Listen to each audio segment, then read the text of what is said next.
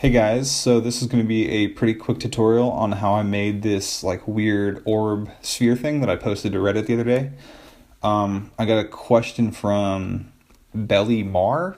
I think I'm saying your name right. Sorry, dude. He asked how I got these little curvy dudes on the edges, and I think he's referring to these guys. So it's pretty simple. I'm just going to run through that really quickly, or as quick as I can. So if I add a sphere, everything is based off of this original sphere shape. I'm going to do quick shading so you can see the lines. And first thing you want to do is add a bunch of segments to get a cleaner, smoother geometry on those curves. I think 70 should be fine.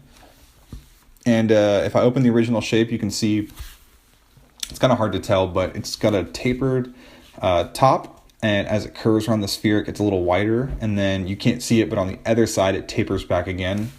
And that's basically using a selection from this sphere here. So just make the sphere editable and come in here and just kind of draw that basic shape. Now, I suck at modeling, so if anyone has suggestions on how to do this better or more efficiently, please message me, because I don't know what the fuck I'm doing ever. But I'm just going to get that kind of going there. I think I want this to be even, just because. So 1, 2, 3, 4. Let's do 4 rings of separation from the center on the bottom. And again, 1, 2, 3, 4. So cool. So this thing is totally symmetrical, and that's the basic shape we're going to work off of. So if I right click and I go to split, what that does, if I deselect everything, you can see it gives us 2 objects. One of them is that weird banana crescent shape. I don't know what the hell to call that. But then you have also the original sphere. So I'm just going to delete that original sphere for now because I don't need it. And we're going to work off of this. So if I select all the polygons here, and it's just a flat plane right now, I want to give it some depth. If I right click and I go to extrude, I can click this, drag it out a little bit just to make it a little thick. If you're getting this thing where your shape is hollow and not filling in, all you got to do is come down here and click create caps. And so that gives us a nice filled in piece of geometry we can work from. So I think I just added this to a cloner object and set that to radial. Yeah, cool. So you can already see we're getting a little closer to that final shape. I think I had 4 petals. Yeah, so there's only 1, 2, 3, 4 of these white guys are on the edge. So I'm going to make that 4, and I think I also had the radius down at 0 to begin with. Yeah, that looks right. So from here, basically everything was playing with these rotation segments here.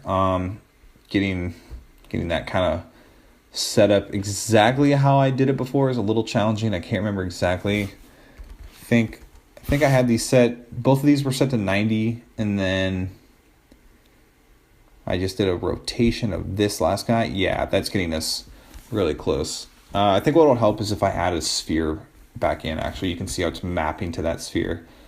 I'm going to scale that down just a little bit.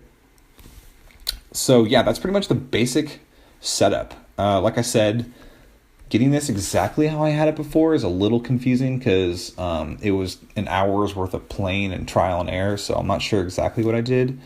I think I also applied, here, let me get this set up a little bit more. Yeah, this was definitely a lot higher. I think I also had the B setting was higher. I think I also had on the Y section, I moved this around a little bit to get some separation of the petals themselves. I think a twist deformer was also applied so that you could have it bend around a little bit. So I just added, real quick, I'm going to start over. That was probably a little too fast. I just added a twist deformer and made it a child of that crescent shape. And then I clicked fit to parent and started messing with this angle. So yeah, that gives me the ability to sort of manipulate the geometry so they're not intersecting. So right around here is kind of the main area I want to play with.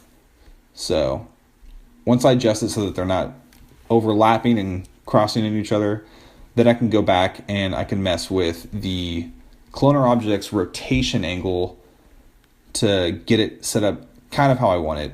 Like I said, very difficult to recreate exactly, but that gets you going pretty close.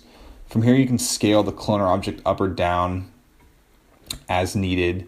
I'm going to get that a little smaller, mess with this angle a little bit again, just kind of get those warped out, but just get them rotating. And I think that's about as close as I'm going to be able to make it to what I originally had. I guess the next thing would be to create this center part, which is really easy. All I did was I created a cylinder and I had that facing the Z-axis, so you can see it's piercing through that sphere now.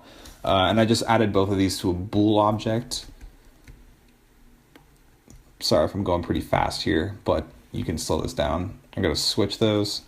So yeah, now you can see I have this bool object with this cylinder piercing right through the sphere. And I just dropped another sphere in there that I scaled down. And 99% of the cool features that you see on this guy are just reflections, right? So I just added a shiny texture to this sphere. I created this pentagon vortex tunnel thing, and almost all of the look of this comes from reflecting off of that scene in the background. I could teach you how to do that, but it's a total fucking cop-out. I just stole directly from Grayscale Gorilla's texture kit and their light kit to make that look really pretty, and use the physical renderer to get that like really realistic look to it. And dude, I'm more than happy to provide scene files for you. I'm more than happy to go into a more detailed tutorial on that, but I think that's kind of what you wanted to learn how to do. And that's pretty much it. You can add, if you don't like these hard lined edges, you can, on the original pedal shape, you can add a, what's it called? Used to be called a, something NURBS. Wow, my memory's failing me, but you can add it to a subdivision surface. So I'm just going to drop that in the cloner and then add that sphere as a child of that. And that gives you these nice rounded edges here. So your geometry is looking a lot cleaner that way.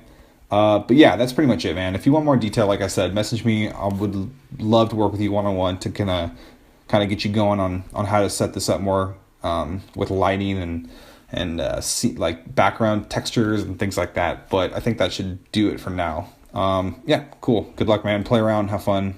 That's all I did.